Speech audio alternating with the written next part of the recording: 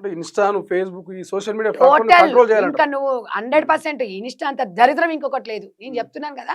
రాత్రి 11 గంటలకు స్టార్ట్ అయిందంటే లైవ్‌లు పెడతారు. ఓకే. ఆ లైవ్‌లో చూడాలి, చెత్త చెదారం చూడాలి. హ్మ్. ఒక్కొక్కసారి అందులో నేను చూస్తుంటే హ్మ్. వామ్మో!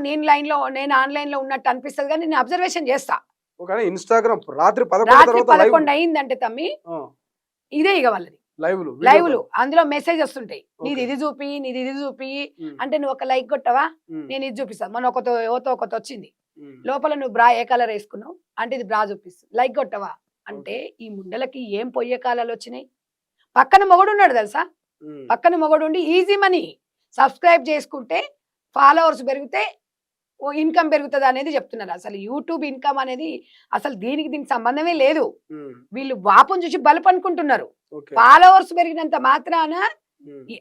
నేను చెప్తున్నా గదా! ఇప్పుడు ఎవడు ఈ మంచికి అంటే ఇప్పుడు చెడుకున్నంత ప్రభావం మంచికుండదు. సో, అంటే చెడిపోయిందంట. చెడు హ్మ్. ప్రభావం ఎంతుంటది?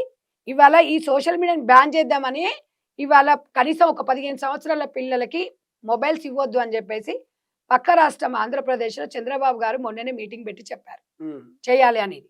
మరి మనం గూడా ఇది ఆలోచించుకోవాలి. దేశవ్యాప్తంగా ఆ రాష్ట్రాన్ని మనం ఆదర్శంగా తీసుకోవాలి. హ్మ్. కాబట్టి ఇవాళ తెలంగాణ రాష్ట్ర ప్రభుత్వానికి గూడా నేను విజ్ఞప్తి చేస్తున్నా.